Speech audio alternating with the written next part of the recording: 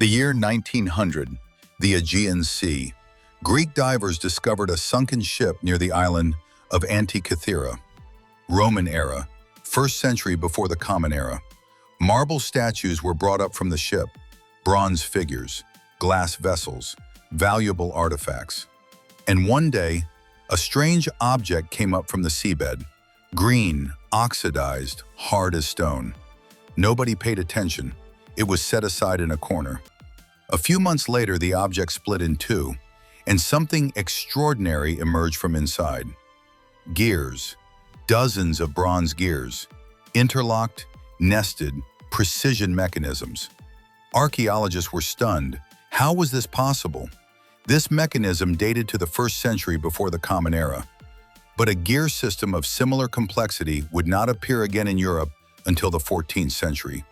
Between them, 1,400 years. Who made this? How? And for what purpose? These questions were investigated for 120 years, and every new discovery raised new questions. Today we tell the story of the Antikythera mechanism.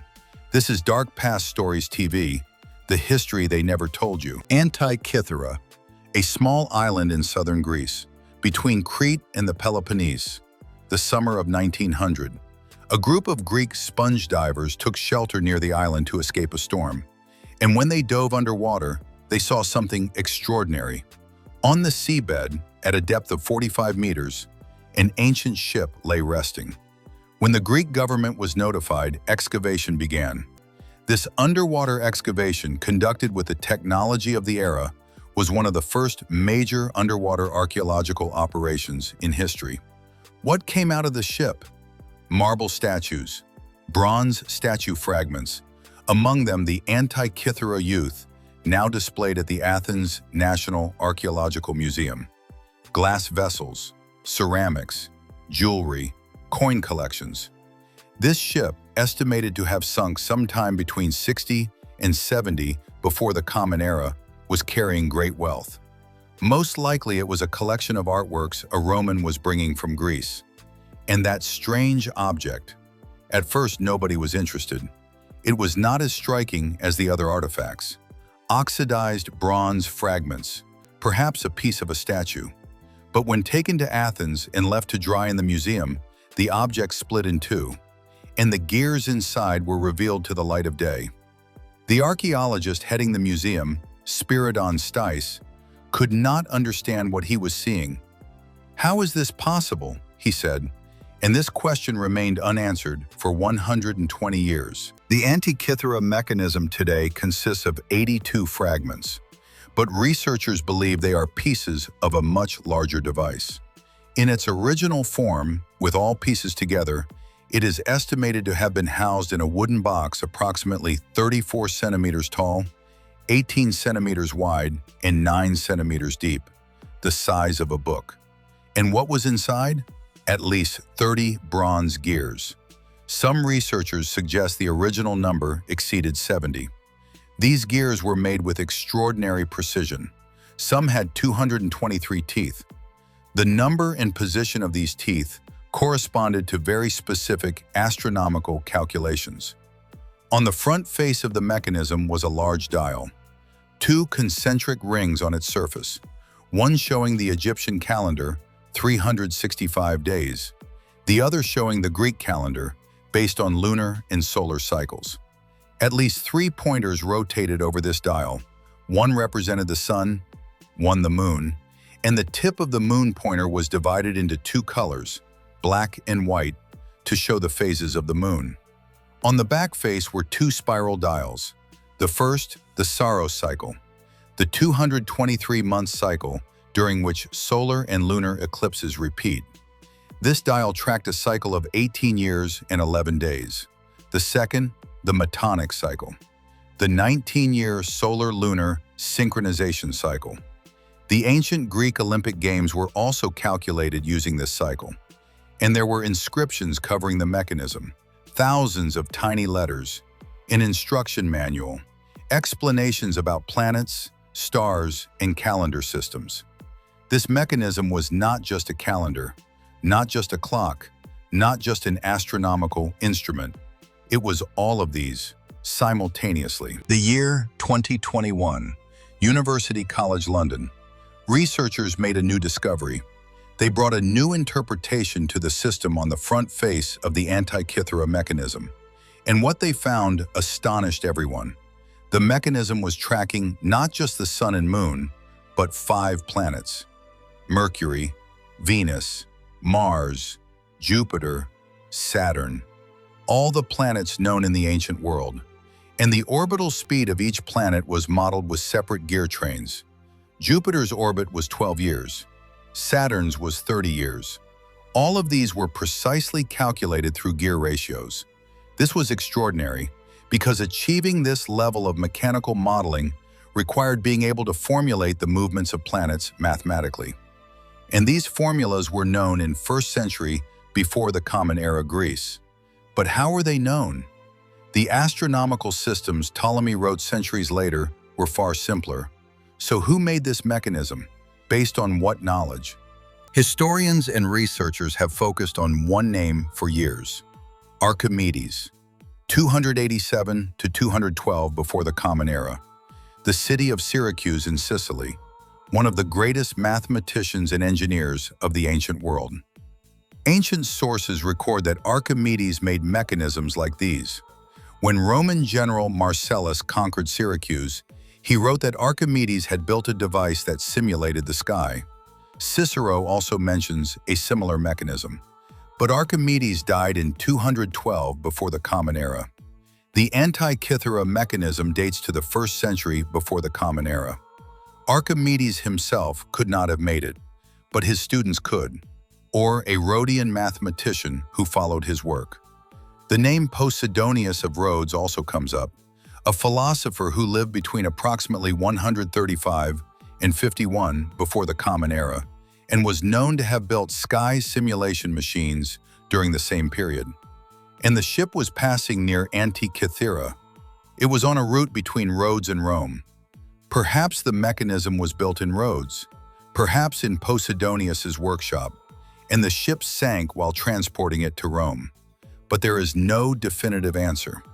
A 2,000-year-old mystery. To understand the Antikythera mechanism, one needs to grasp the logic of the gear system. In the simplest terms, it worked like this. You turn the main gear. This gear sets the other gears in motion. Each gear has a different size and number of teeth. This difference determines the speed ratios. For example, the Sun completes exactly 1 revolution per year. The Moon completes 1 revolution every 29.5 days. To model both cycles simultaneously, the gear ratio needs to be exactly 29.5 divided by 365. The maker of the Antikythera mechanism inscribed this calculation into bronze. And this calculation was correct. Analyses conducted with modern computers show the mechanism calculated the movement of the Moon with an error margin of less than 1%. A bronze mechanism made 2,000 years ago modeled the movement of the Moon with a precision close to modern calculations. How is this possible? The answer lies with Hipparchus, a Greek astronomer who lived between approximately 190 and 120 before the Common Era. The first person to mathematically formulate the irregular movements of the Moon. The Antikythera mechanism translated Hipparchus's formulas into mechanical gears. Theory was converted into bronze. Here is the greatest question of all. The Antikythera mechanism was built in the 1st century before the Common Era. Gear systems of similar complexity did not appear again in Europe until the 14th century of the Common Era. The first mechanical clocks were built in this period. Between them, 1,400 years. What happened? There are several theories. First, mechanisms like this never became widespread, extremely expensive, extremely difficult to produce, made only for the elite, and the knowledge was not passed down through generations. Second, with the collapse of the Roman Empire, much technical knowledge was lost. Libraries burned, craftspeople died, workshops closed, and the accumulated knowledge of the ancient world eroded over centuries. Third, perhaps this mechanism was unique, Perhaps only one was made, or very few, and all of them sank to the sea, were burned, were melted down. Bronze is a very valuable metal. In the ancient world, damaged bronze objects were melted down and reused. Perhaps other Antikythera mechanisms existed, but all were melted. And the seabed saved this one. The cold water, 40 meters down, for 2,000 years, preserved this mechanism.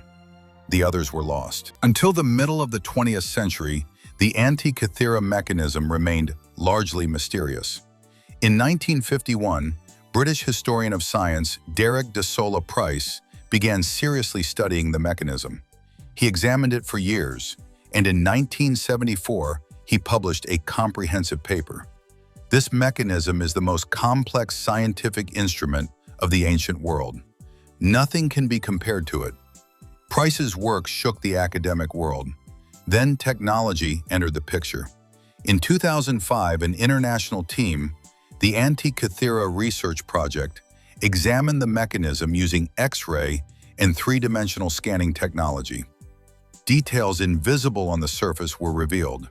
Inscriptions behind the gears, previously unknown dials, and new clues about the planets. In 2016, high-resolution X-ray deciphered most of the previously unreadable inscriptions. In 2021, artificial intelligence-assisted analyses revealed the planetary gear system, and it is still ongoing. In 2024, new excavation work began at the Antikythera wreck site. It is believed that undiscovered fragments may still lie on the seabed. Perhaps the missing pieces of the mechanism are still waiting down there. The Antikythera mechanism changed how history is written, because before this mechanism, there was a prevailing perception about ancient Greek and Roman technology. They were great thinkers, but limited in terms of applied engineering. Antikythera shattered this perception. This mechanism tells us, in the ancient world, there was far more advanced technical knowledge and production capacity than we assumed.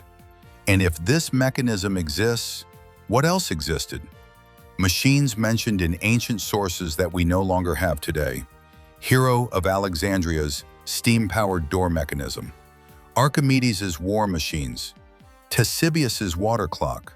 Were these legends, or were they truly built?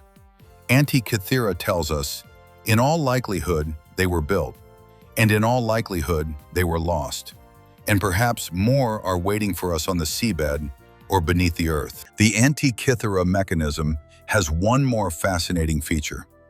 One of the spirals on its back face tracked the Olympic cycle. In ancient Greece, the Olympics were held every 4 years.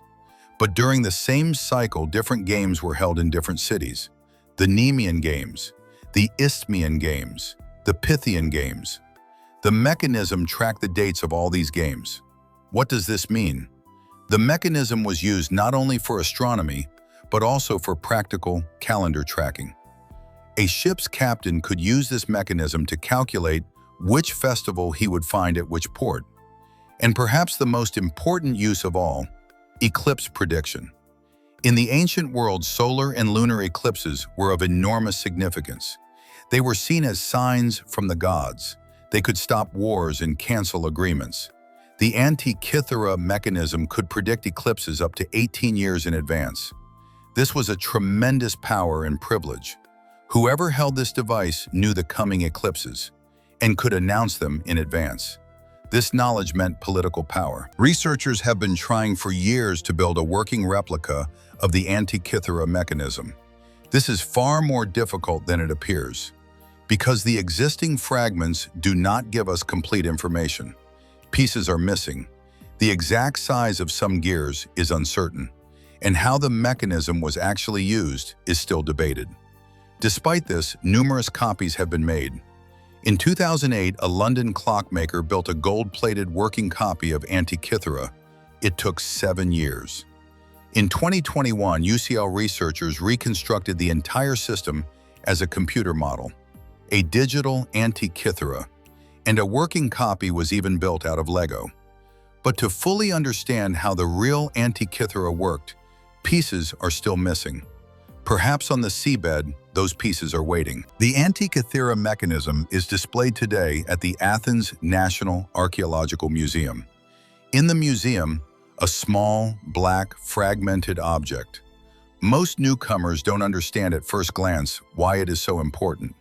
But when you look closely, when you see the precision of those gears, the arrangement of those dials, the density of those inscriptions, you feel something.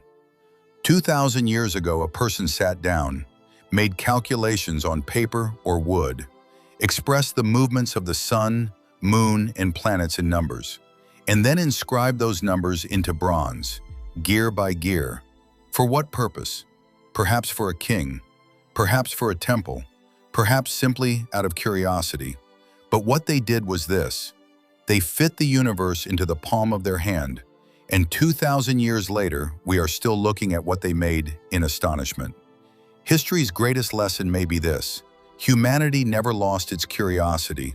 The tools changed, the methods changed, but that curiosity, the desire to understand everything, to model everything, to fit the universe into one's palm, remained the same. It rose from the seabed in 1900. It has been studied for 120 years, and it still has not fully given up its secrets. Who made it? Not fully known. How many were made? Unknown. Why did it take 1,400 years before anything similar could be made again? Unknown. But this we know. 2,000 years ago, a person, using only bronze, a chisel, and mathematics, built a machine that tracked the phases of the moon, solar eclipses, Olympic dates, and the movements of 5 planets. And that machine still holds the title of the most complex ancient mechanical instrument in the world. Technology does not always progress. Sometimes it is lost and rediscovered.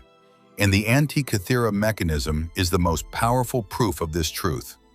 This is Dark Past Stories TV, the history they never told you.